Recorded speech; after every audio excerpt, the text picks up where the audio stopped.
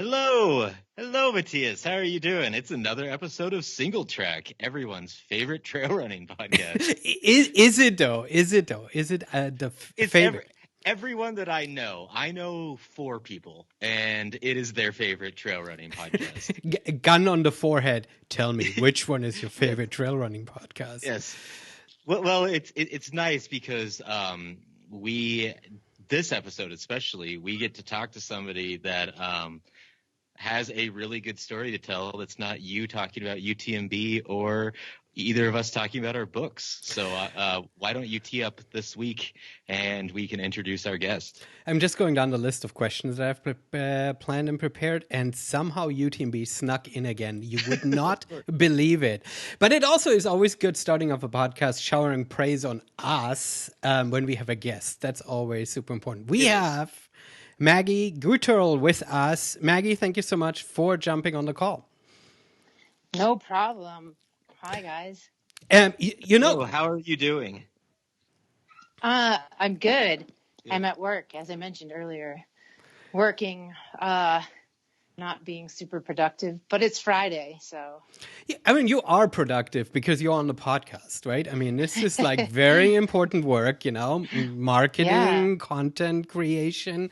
I mean, this is all part of like the bigger picture. Let's talk about this. Last time, congratulations first off, because you are the very first person who is a repeat guest on our podcast. That's really what it's all about. Wow. It's a huge week for you. Do you have anybody you'd like to thank for what you've accomplished? Yeah. Well, yeah, you know what? I had a lot of fun talking to you guys last time after Barkley when I just moved here, I think. Yeah. And so that's what we were curious. We were talking before we called you, and how was the move? How was the adjustment period down in Durango? It was pretty crazy. Yeah. So I think, when I talked to you guys, it was an empty house that we rented. Yeah. But I'd driven here from Tennessee to Durango in my Subaru, and then basically just dropped off my stuff from Barkley and flew back home to finish moving. And it was, you know, we moved in like a budget truck, and those things suck. And my boyfriend drove that across the country, and I drove his truck. And he was in a very bad mood the whole time because I think the thing felt like it was going to fall apart and it wouldn't go over 45 miles an hour. Oh, right. They have the regulators on that. That's right. Yeah, it was terrible. Going up mountain passes, like, it was just crazy. But we made it, and it's awesome here, and we're adjusted, and every weekend that we're here is like a vacation. That's excellent. And you've been able to enjoy all the changing aspens and everything like that, too. Yeah. Do you guys have larches down there? Larches? What are larches? A pine type tree that turns yellowish golden. Oh, yeah.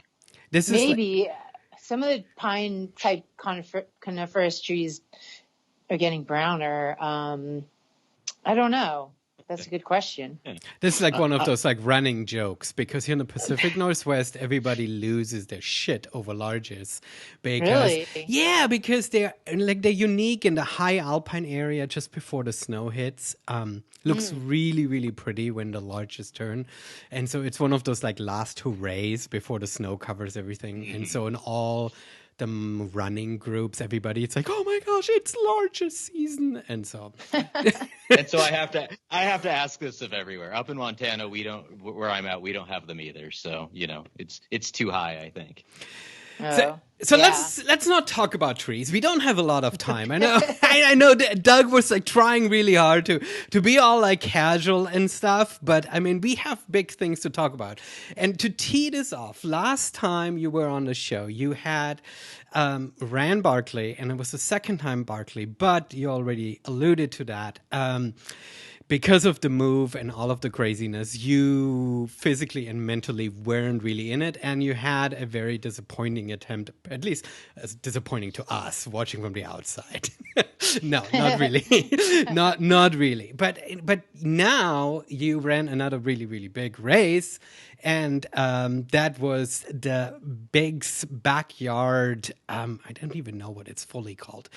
Maggie, help me out here. It is another one of Laz's race. Tell us all about the race, what it is, and what makes it unique. Yeah, well, it's unique because it's a Laz race, but a lot of other backyard races have spun off of it, kind of with his blessing. So they've gotten pretty big since last year. And this year there was like a lot of different races held, and Laz selected a few of them to be golden ticket races, similar to Western States and how the elites can win a golden ticket at certain races. The same thing, the overall winner at certain races would get entry to the Big Dog Backyard Ultra, which was the World Championship this year. So Laz made it the World Championship, and which is pretty cool. So we had a lot of countries competing. It's pretty. Laz is popular in obviously France because of the Barkley. The French love the Barkley, but backyards are huge in Sweden. They're very, very popular. So there was about 4 Swedes at least. Mm-hmm. Obviously, Johan Steen made it, brought a lot of notoriety to it when he won last year. And yeah, there was some guy from Ecuador who comes every year, and obviously some Canadians, New Zealand. I was happy that 2 Germans made it into the top dozen, right? Yeah.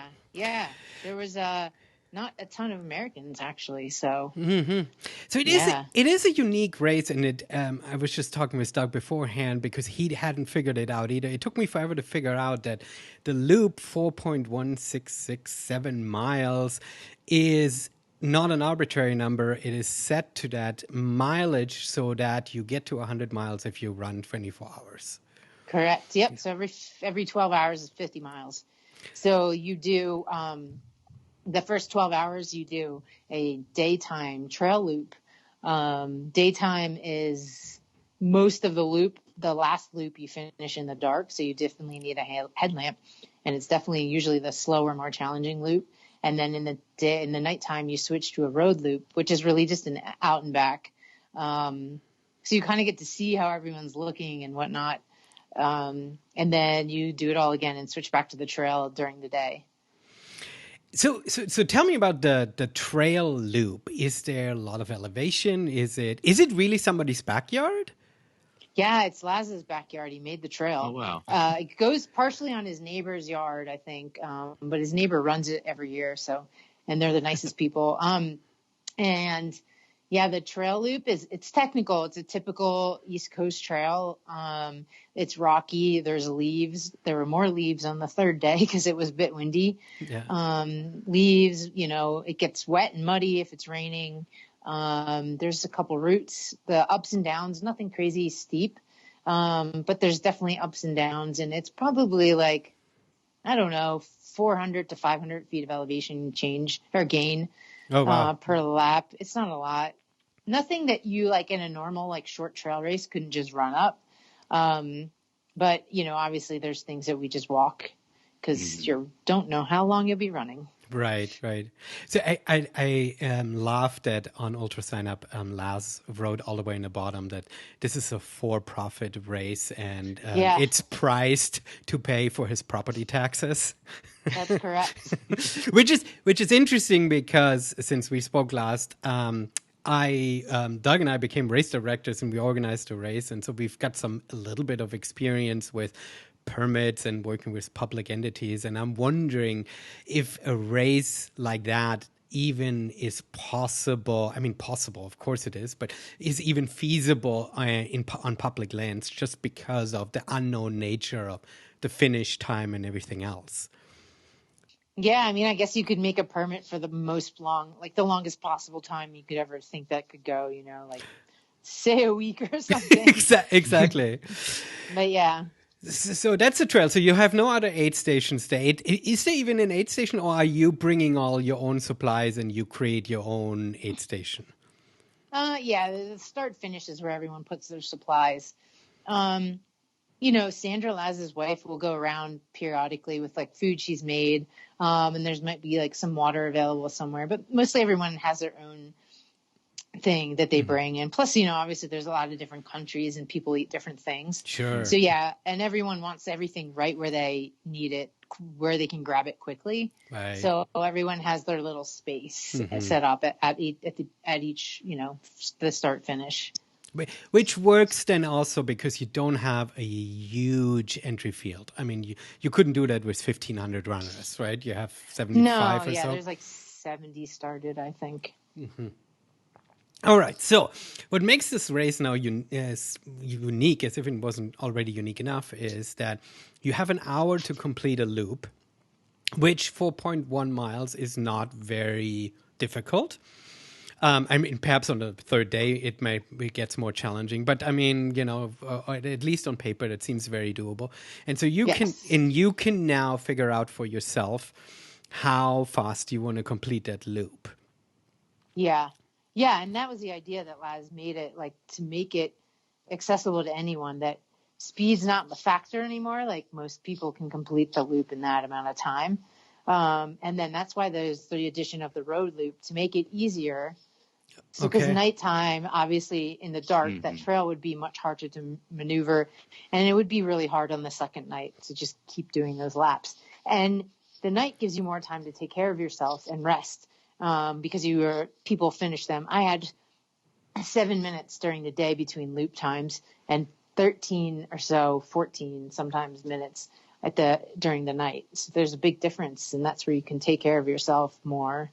So all those little factors try to help you go longer. Yeah, that's great. So now the other thing is that there is no finish in terms of mileage. The way you finish it is you are going to be the last woman standing, the last person standing. So you have to outrun everyone. So the reason why somebody would drop is that they don't make it back in time, or they just are not able to leave the camping chair when they've had their minute to sit down, and they're like, okay, I can't get back out on the loop. Am I correct? Correct. Yep. You just have to show up into the starting corral before the start of the next loop, and you're in. I mean, it's a super unique idea, a typical Laz idea, right? Leave it to him to again sort of like completely switch the paradigm. Yeah. I mean, it's a cruel race. And so Laz is pretty much known for these cruel races. And so what was your reasoning for going into it this year? Was it that golden ticket idea, or is it just that you are now, as you talked about last time we chatted, that you're kind of honed in on these types of races? I mean, I just thought I could win, so I wanted to give it another shot. Nice. You looked incredible strong the entire time when we saw photos. I mean, you were very determined. Did you feel strong throughout this? I mean, I saw you joking on Twitter, or Amelia joking on Twitter, that you were ready for 400 loops or 400 miles. Yeah, it's a joke. Yeah, that would be difficult. I don't know, but I felt good the whole time, and a lot of that went to my crew because they were freaking amazing. I mean, I had a lot of determination, and it's not cockiness going into it, but I felt like I can win this, and I'm not going to drop out. I'm not going to quit. I'm not going to let any little problem become a big problem. So I'm going to just take care of everything as it is, because things are going to happen. So if you keep that mindset that you're just not going to quit, which I got from Johan Steen, and when he won, he just decided beforehand he wasn't going to quit. So I just kept that mindset, but like, thanks to my crew and being so dialed and amazing, we fixed every little problem that I had. Like, anytime my knee started swelling, or my IT band started getting stiff, or my hip started tightening up, or my calf started hurting, or I had a blister, like, they just took care of it. And it was like super easy. I stayed like, my fueling was perfect. Like, I just took tailwind every lap to keep up with the calories. And then I would eat, like, if I wanted something more substantial, I would eat like mashed potatoes or whatever, kind of, something else that, like, wasn't as sweet. And then, so I was fueling excellently just because of them. They would never let me leave the tent without eating something. And like, I actually felt pretty good the whole time. I mean, there's obviously lows and times when you want to show up to the line and look really good, even though you're like really tired. Yeah. But like, I mean, they were like amazing. So a lot of it just went really well, and everything just went really well. Well, that has to be a huge bonus too, of knowing that you have people there that are supportive. They know your goal, and they're basically like that, NASCAR pit stop, right? Where they're taking care of you as fast as you can in a way that's keeping you relaxed and just letting you be in the process. With that being said, between the loops, were you sitting most of the time? Were you kind of pacing or anything, or like what was kind of that stop ritual that you had? Yeah, so the first day, well, last year I sat a lot. The first day this year, I wasn't going to sit. I was going to stretch. So I stretched mostly, and I was on the ground a lot, just kind of doing that. Last year, my IT band took me out. So I was super proactive there, and then, then just eating and whatever. And then by the second night, we were so dialed. It wasn't stressed out when I would come in. I would come in and say, wake me up, 5 minutes to go. So I'd lay down for 8 minutes. We would do what we needed in 5, and I would be out again, ready to go at the start. So we just did that all night, and it made it really manageable, even though it was like really, really hard to stay awake. And I also held off caffeine as long as possible, because I tapered this year for caffeine. I've never done that. It was miserable, but it was worth it. So that little bit of caffeine towards the very end of the night loops helps me go into the day feeling more refreshed. And then the daylight kind of wakes you up naturally. And so I didn't have tons of caffeine pumped into my bloodstream like last year. And last year I was so caffeinated by the first night, I couldn't sleep at all. So I think getting those naps in and being able to sleep a little bit, even if you don't think you're sleeping, is like key. Yeah, I was wondering about the naps, because that's something that, if you're on your feet that long and awake for that long, your body's going to want to just grab a minute or two here. So to hear that you were taking, a designated nap makes a lot better sense than, how I had it in my head of just kind of like being up for as many hours as you possibly can. So that's good to hear. Yeah, I think most people who are in it until like the second night and third day were attempting to nap each time and not wasting that time, trying to stay awake. And so did you try and work with sleep deprivation, or is that something that you just trusted your training and your body and yourself? I think I'm one night's fine. I've rarely done 2. But to do that in training, like, I don't know. Yeah. I feel like I'm pretty sleep deprived on a daily basis. So. Yeah, life is training enough. Yeah. I mean, it's incredible to hear that the physical aspect and the organizational aspect worked so well. Tell me about the psychological piece. What I mean is, I just briefly listened to what you said on the Barkley episode when we talked about how Barkley is not so much a competition where you compete against other runners. It's really trying to work the course. And there is this feeling in your words that you're all in this together. But this race is sort of opposite, where every loop that you're going out and somebody it chooses to be at the starting line, you know that you have to perform. And there it is right from the get-go. You have this sort of intense competition. Talk to me about that. Is that more competitive, you against the other runners? At what point does that show up?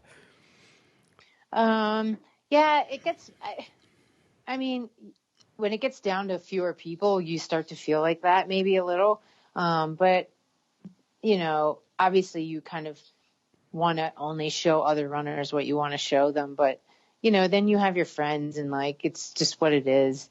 And it's more like you feel more camaraderie than competition.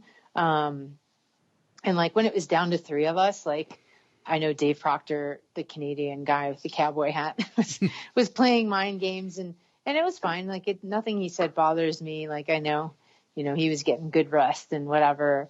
But yeah, it was just fun to chat with someone and, just for some company. And then a lot of us, we mostly just ran separately. And then the dynamic kind of changes a little bit when you're down to just two people. But Will and I were also in different paces. Yeah. So I didn't talk much, and I would say a couple words to him and he would give like a 1-word answer. And I didn't know if that was just part of his strategy, but I think now that it was just talking to him and having breakfast with him and a bunch of people the day after, I think he was just more pretty depleted and running on fumes. So he was just pretty short with his answers. He's actually a really nice guy. So I don't know. Everyone kind of plays their own different game, or my plan was like just to run. So it didn't really matter what anyone said or how good they said they felt. But it's just definitely a fun race. Like I ran with, I talked to a couple of the women that were there, and, the Swedish woman, Anna Carlson, and then Katie Wright, who's the girl from New Zealand. Like, I really wanted them to be in there until the end. I really honestly did. And so, you kind of just root for them as well, because I wanted to go really far. I wanted to go past 300. Yes. So you have to root for the people that are in it with you and not root for them to fail if you want to get there, Yeah, because you can't just, even if you feel great, you can't just keep going, right? If they don't show up on the starting line, then it's over. Yeah. And it's nice to it was a relief to be done. Right. But it's bittersweet too, because I was like, oh. I could tell. I watched a little video clip on Facebook or something like that where you were like, what, it's over? I'm ready to go back out there, right? So now you just have the 4th longest time, right? I mean, does that sting a bit? It's what it is. And then I learned a lot, and there will be next year. And it was a good experience. How does it feel? I mean, I don't know. I'm not following the overall racing circuit, but is this one of the first big races where a woman took the overall win? For the Big's backyard, it is. But like Katie Wright, the girl from New Zealand, she won a golden ticket, so she was the overall winner at the official one in New Zealand. Oh, super! So I mean, women have won this format. But I'm just officially the first one to win the big dog's backyard. Yeah. And it happened to be the first year it was the world championship. Nice. So I'm the first world champion. There we go. Brilliant. According to Laz. And all you got is a coin for it. Yeah. Yeah. Hey, friends. Quick break here to thank our sponsor for this week's episode of Single Track. Let's talk about the role of your bank in the community, in your community. We know what we need a bank to do, but Heritage wants to be more than just your ATM. My favorite bank, Heritage Bank, has a program called Heritage Helps. And every year, Heritage pays employees to volunteer at countless local organizations. Their corporate giving program donates over $1 million to nonprofits in 2018 all over Washington and beyond. Heritage truly cares about the community. They love serving the community, and they love being a vital part of your day-to-day life. If you're looking for a bank to feel good doing business with, Heritage is your best bet. Visit heritagebanknw.com to find a local branch near you and connect with Heritage today. Thank you, Heritage Bank, once again for sponsoring Single Track. And now back to the show. And so leading up to the race, I mean, this has been, I think you brought up that you were going to run it when we talked with you last. How did you get your training ready for just such variable miles? Like, you obviously knew you were going to run, X amount of miles, but did you do anything different for training, and just what was your typical week like? It doesn't look much different than training for a 100-miler. Because, I wanted to do a lot of miles, but I have a full-time job. And honestly, I don't think I went over 85 miles the whole time. So I just tried to, I did strength work. I started going to a cool, fun circuit gym here in Durango with a coworker, Laura. And so I added in more strength this time, and I did more yoga stretches. I didn't actually go to yoga, but I did yoga stretches that I think have helped in the past, just to keep my body working a little better than when I showed up last time. But then I just did like a couple runs a day, and I've done a couple bigger efforts throughout, like leading up to it. So, I did like the Telluride Mountain Run, which is not really anything like Biggs, but like it's still time on your feet. And then I did like my own little Durango run here that was like 60 miles up and down some of the peaks. And so I had some bigger efforts, even though the weeks weren't like super amazing miles, like anything people would think. I don't know. And I think at a point, it doesn't feel much different.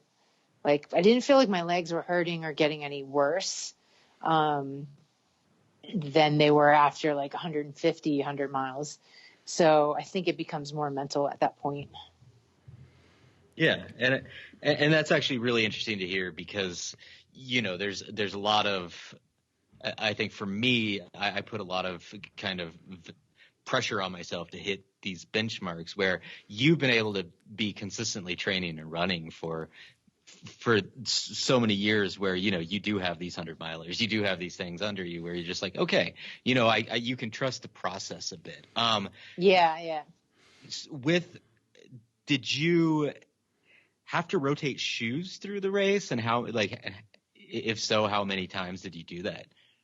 I would just switch from trail shoes to road shoes for the road. Yep. Okay. Yeah, and I use the Ultra Lone Peak for like the first one, but then the Ultra Olympus seemed to be better, even though, it was rocky, and because the Olympus has Vibram on the bottom, it actually worked out really well on the third day because it got so slippery. And then I used the cushioned road shoe, the Duo for the road. Oh, nice.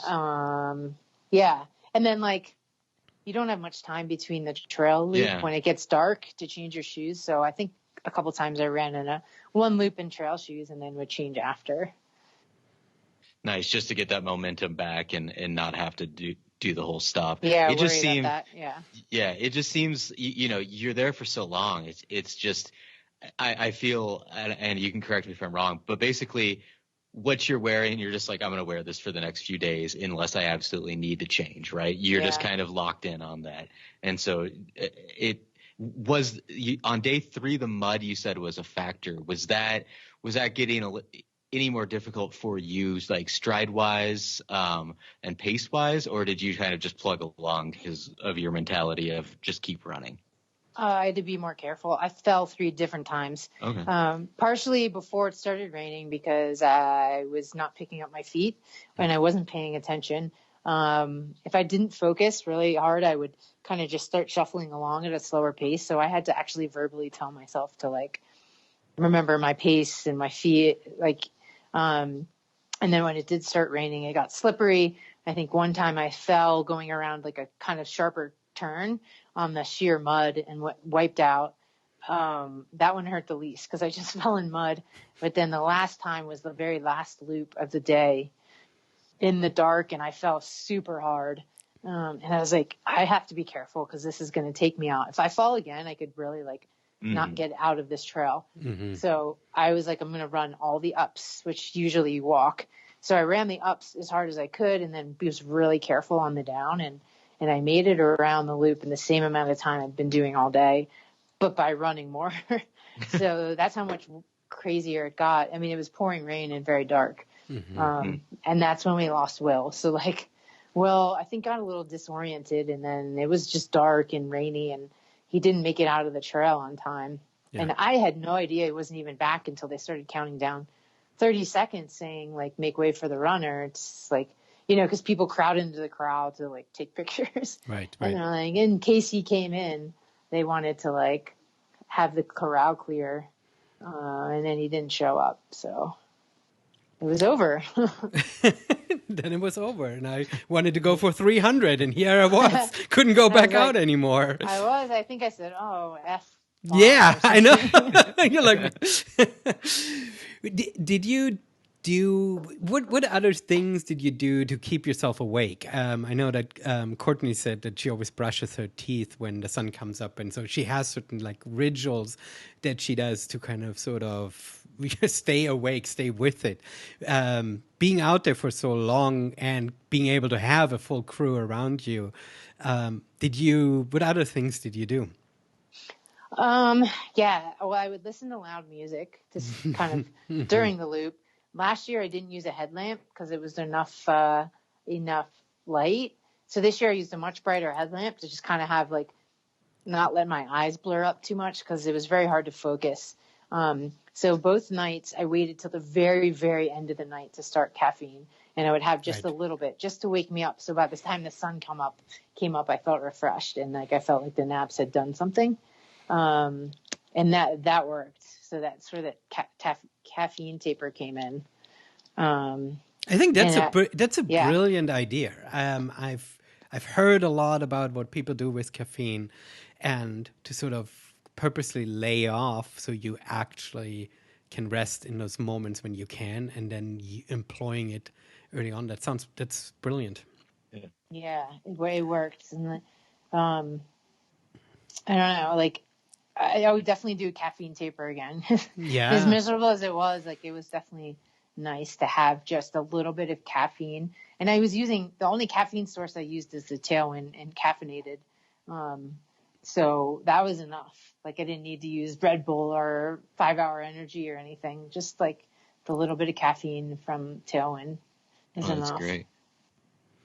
You mentioned listening to music. What was on your playlist that day? So I had or those days, I guess. Well, yeah, I have a lot of like mellow, more rhythmic stuff like bonobo and whatever. Mm-hmm. Let me think.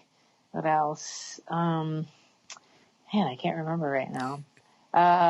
But like things like that were like just like melodic, and I was needing a lot of more heavier things. So I had like Metallica and System of a Down that I would play on repeat just to keep me awake.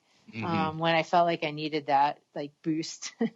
I think heavy metal is getting a very good reputation right now. There was an article floating around that some trail runner was meeting a cougar on the trail, and the cougar was stalking her for I don't know, a few hundred feet, and she was trying to scare the cougar away, and eventually she turned really loud heavy metal on her phone and played it really loud, and that scared the cougar away. So that's good to know. Right? I think this is a new thing. Wow. Yeah, and it was Metallica. So. Was it Metallica? So you already have it on there. Yeah. There we go. I can't remember which song, but it doesn't matter. Right? Well, I didn't see any cougars during the race, so there you go. There you go. Yeah, there we go. Exactly. Problem solved. So it is, you are attracted to those really unique races, and winning Bigs means you're going to go back to Barkley, right? Yeah, I got that's a bonus of winning, is you get the guaranteed entry. So you just have to apply correctly, but I will be let in if he remembers. if he remembers. I'm pretty sure you'll make sure that he will not forget. Yeah.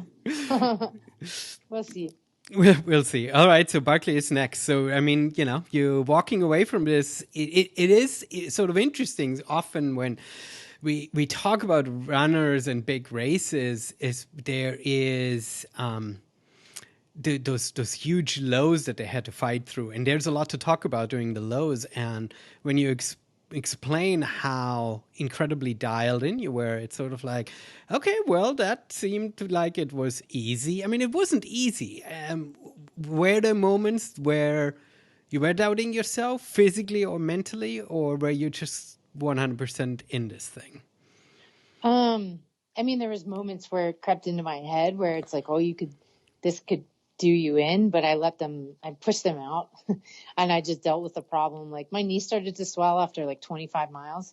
Oh, but I just brought it up to my crew, and we just dealt with it each lap, and it was pretty swollen after, but like, it was manageable.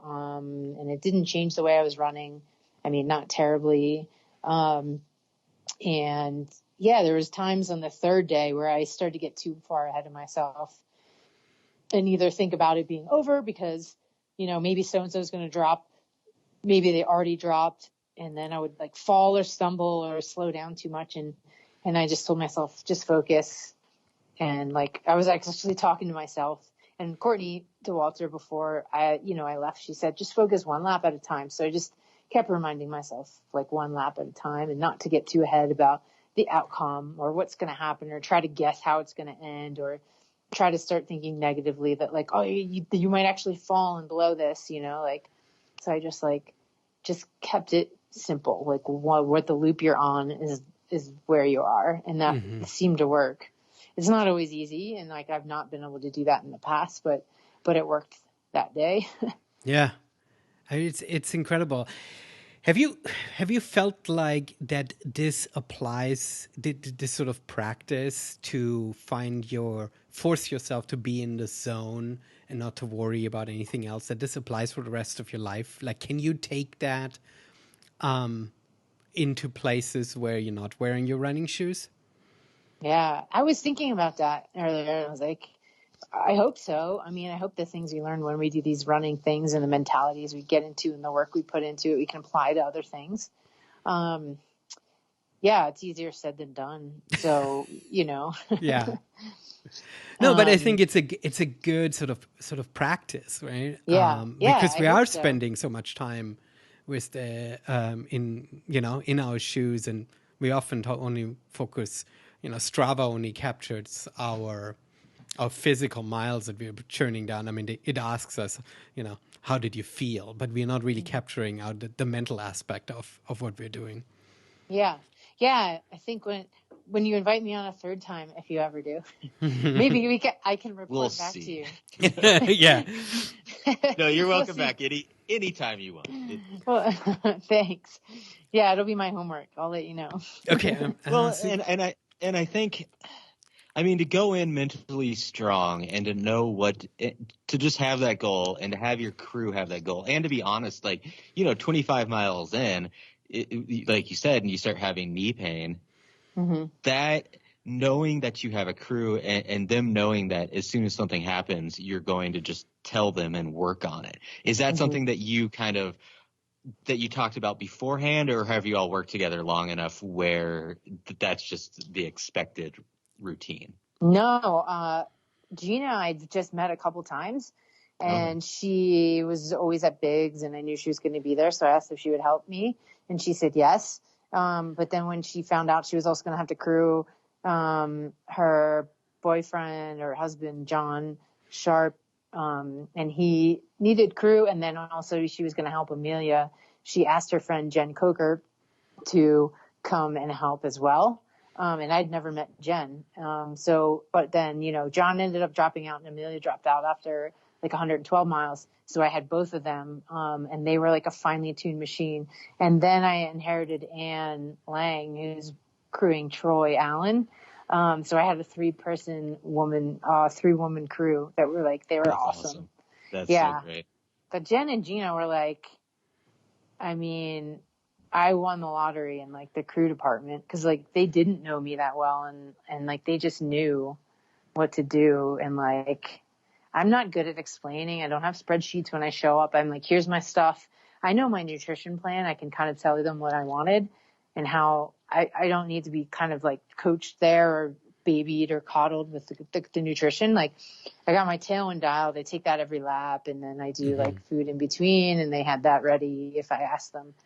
But everything else, they would like, it was amazing. I got really lucky. Yeah, that's awesome. I wonder if it was a benefit that they didn't know you. So there's not that distraction of that personal connection, if you will. I don't know if I'm explaining this right? But I don't know. I think they were pretty invested. But no, I mean, it was a job to them, and it was me doing my job and them doing their job. And it was just to get, it was like a NASCAR pit stop. It's amazing. Everyone there is like so impressed with them. Yeah. That, I mean, I've joked about UTMB, and that is the ongoing joke. Doug is going to laugh. But if you look at those big races and potentially, traveling overseas, you would, it would be a completely different scenario. You would be more or less completely alone. You would have perhaps check-in points every, 30-something miles, an aid station where a crew could see you, but you would be for long stretches alone. It would be completely different experience. And I wonder how different it would be. Yeah, it would definitely be different. I wonder if it wouldn't last as long sometimes.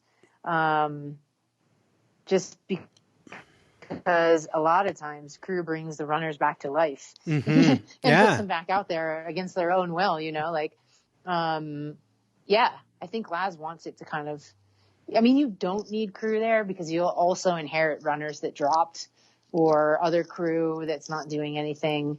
But it's kind of what makes it unique and fun. It's kind of like becomes a team sport. Yeah, that's cool. Have you ever flirted with the idea of doing a race in Europe? You've been focusing more on those quirky, very different races rather than like, the big, shiny, blingy ones. Mm-hmm. Yeah, I would. I mean, if the opportunity arises, we have a tailwind distributor in New Zealand. They're trying to talk me into Tarawera. Yes. And, UTMB is cool. I'm not as attracted to what you said, bright blingy races. Right. But it'd be cool to run it once. And, Tour de Jante looks nuts. Yes. And anything in like Switzerland would be amazing and beautiful. And of course, like Sweden loves backyard races. Like that would be super cool and fun. But yeah, I mean, I'm open to it. It's just, it's just a money thing, really. Sure. Yeah. I mean, that's the advantage of consider if the dollar for miles, those backyard races are pretty affordable. Oh yeah. Mine's like, what was mine? Like 50 cents a mile. Yeah, exactly. Right. Not bad. Yeah. It's pretty good deal. And Laz's mortgage is paid for, I think. So that's good. Is he looking to next acquire his neighbor's property to build more trails, or? I don't know. I think they'll let him build trails without owning it. It's okay. So since he kind of put that trail out there, and it's Laz, I'm assuming are there side trails going off? Is it well marked? You talked about people getting lost there, turned around, like. Without giving away the trail, obviously, like what is it comparable to? Oh, you cannot get lost on that trail. I mean, You can. Will got just a little disoriented from what I heard. I mean, it was so dark, and if you're looking down, you could maybe walk off, and it was so leafy. Maybe he didn't know where the trail was. I think they said he thought he was in Hong Kong. I mean, that's where he lives. Oh. He's a New Zealander from Hong Kong. He's a professor of psychology at the University of Hong Kong. Oh, wow. But yeah, I think he just got disoriented. But you can't get lost on that trail. It's so well marked. There might be a couple of trails that lead to like a driveway or whatever, but there's no way you can get. I mean, he puts caution tape over any possible turn that you could go. So yeah, easy. He wants the navigation factor to not be a thing. That's what I was curious about, since Barkley is exactly the opposite. Then it's nice to hear that it really is then just down to the runner's abilities and drive. And that is a fantastic challenge to put out there. Yeah. Well, Biggs, you don't know when it ends, and Barkley, you don't know when it starts. So yeah, that's true. Well, and I mean, having said this, at Barkley, you also don't know how many miles you're actually running, right? That's true. Yeah. It could be on one loop and it ends up being 35 miles. Well, I did 60 hours, so that's the time limit for Barkley, and I did twice the distance that we think Barkley is, so it should be easy now, right? Yeah, it should be easy, exactly. And, yeah, you know that loop really well, so hopefully that will be most of the course. Oh yeah, for sure. You got 8 miles there. I have it memorized. Were there any parts of the trail that you found yourself looking forward to? I liked the long uphill of the trail because there was a chance to just kind of like walk and stretch your legs in a different way. Okay. I like that part, and yeah.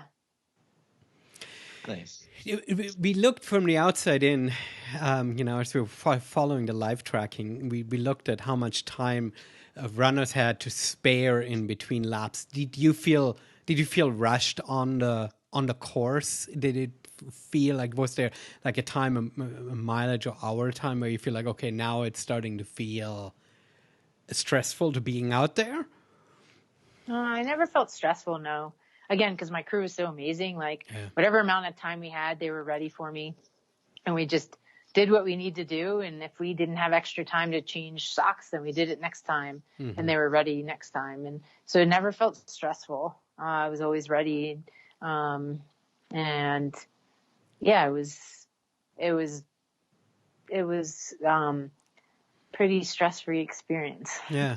Now, this whole, I mean, I'm going to say NASCAR for a third time, right? But I think this whole idea of running those long miles, but having this continuous crew on a regular interval is very fascinating. It's something that I think from the outside in that we're not really calculating as we're approaching what races are out there and stuff. I think it's a really interesting way of approaching going long. Yeah, I mean that it breaks it down. I think it also was like things I did during this race I could carry into other longer races, you know, where there's just 8 stations every 8 to 10 miles or whatever, just to make the stops more purposeful and to be, you know, take care of myself more at longer, like just like 100-miler. Yeah. Yeah. Be more intentional at the 8th station. Don't feel the rush that you need to immediately hustle on because you're losing time, right? Yeah. It breaks it up physically and psychologically because if you're on your feet for so long, the monotony sort of can grind you down, and that's then when you hit dangerous terrain. Yeah, and if you rush, you know, your stops, then you know you get into trouble. Yeah, but it's a good learning experience, and it's a good way to like come and do like a distance PR and just kind of like test the waters and see what you can do. Because people come for different reasons. Yeah. And it is a little bit more different than those endurance races where you sign up for like just running 12 hours or running 24 hours and see how many miles you can get in. There's an interesting different aspect to it. Mm-hmm. Yeah, I absolutely love this idea. This is one of those races that I think is going to potentially just get more popular around the community, and we'll probably see a bunch more like this pop up because it's such a fun idea that lets people push themselves as much as they want, you know, and it's a testament to kind of a training plan and to see where you are as a person, just in you know, being able to fight for a goal or be on your feet for that long. With that, once you finished, when did kind of the days catch up with you? Like, how long was it before you were just kind of like, all right, now I'm beat? Well, yeah. So the next day, that night, you know, it ended like around right before 7. So we, they got us all hotel rooms for me and my crew, and we went back there and slept, but it wasn't great sleep because it's like your legs are painful. And then you're pretty on cloud 9 the next day. And we went back to Laz's and cleaned up, and we all went to this Mexican restaurant down the street from his house. And we hung out there for like 5 or 6 hours. And then, you know, by the time I found a hotel, I was like, all right, I'm going to go back to near where the airport is because my flight was the next day. And that's when I like kind of crashed, and I was like, oh my God, I have to repack all this crap that is jammed in my bag for the airplane. And then, you know, I flew home and went back to work the next day, and you know, it's been a slow grind to get back to work. Are you finding yourself that you're like having to take a break every 45 minutes to quickly lay down for 10 minutes and sleep? It's not so much sleep. I just have no brain power to like focus on anything.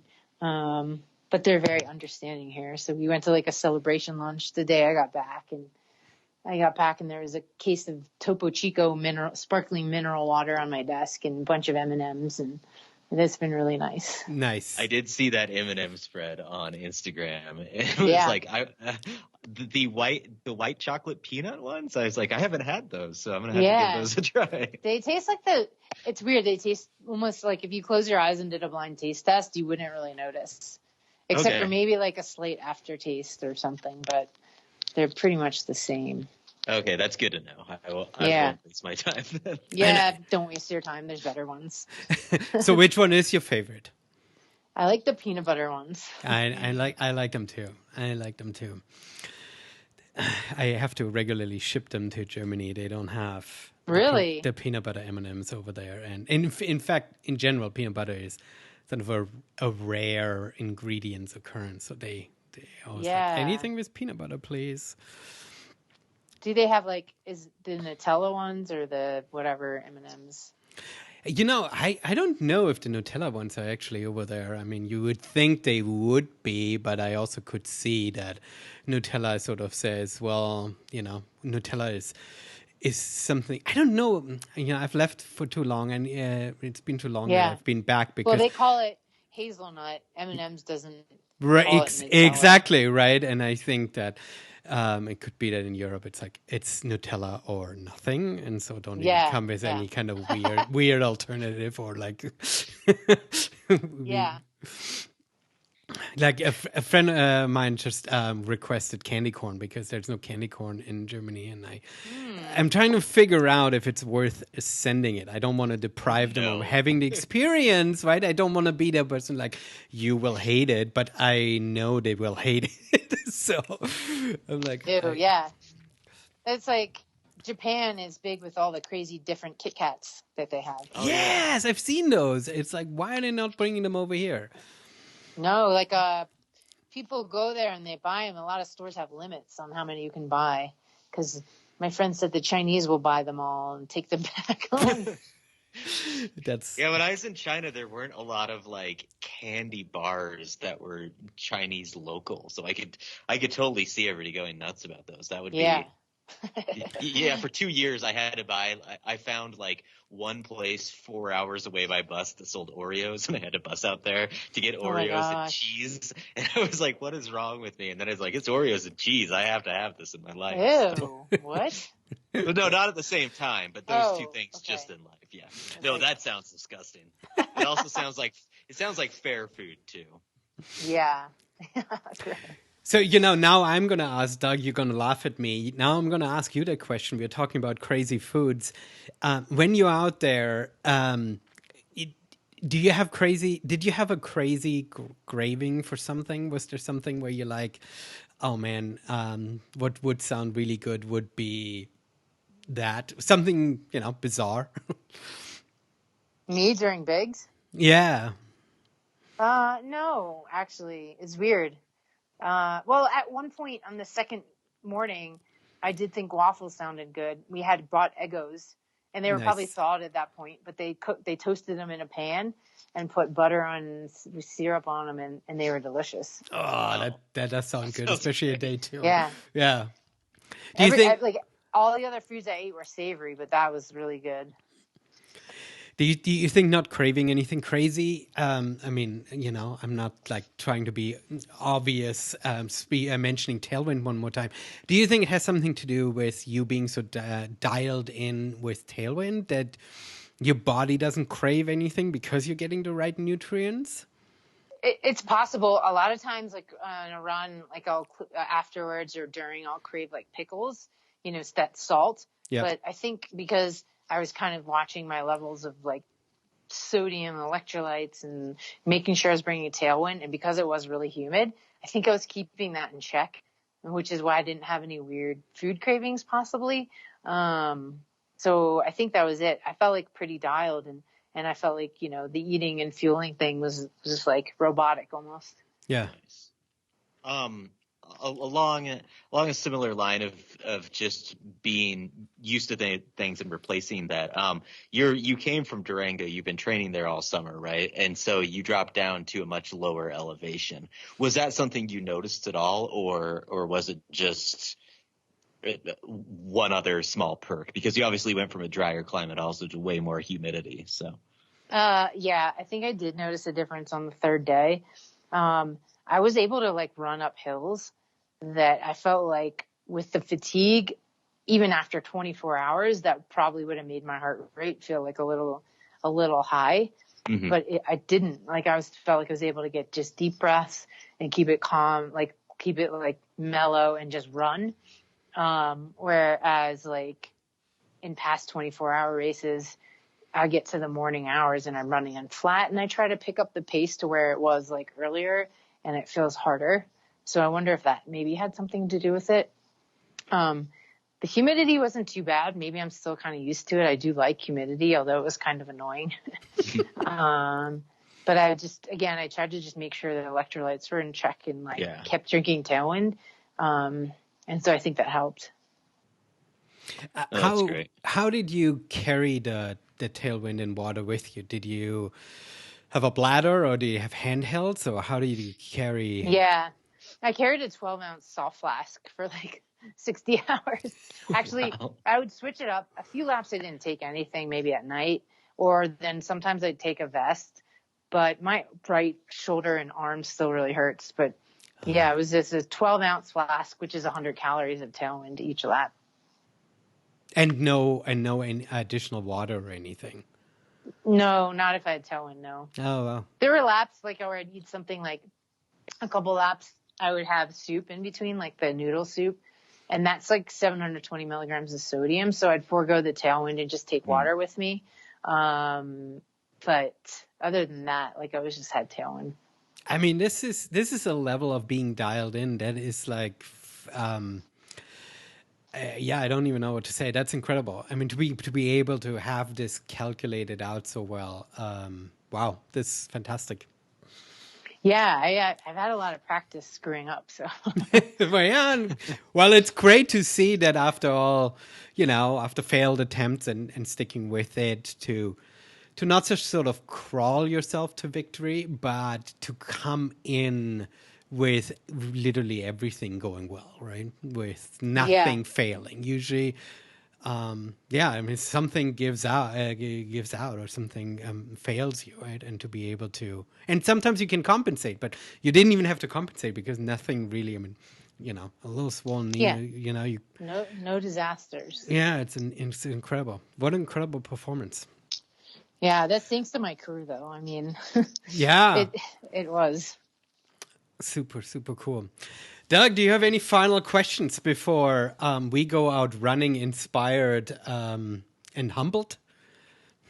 Yeah, I do, but it's more just a general question because you're now moving into your first fall and winter out in Colorado. So what are your plans on how to train? Are you going to take up cross-country skiing? Are you going to, just keep plowing away? Like what are your winter plans? Well, I'm going to dabble in different ski types because I don't know.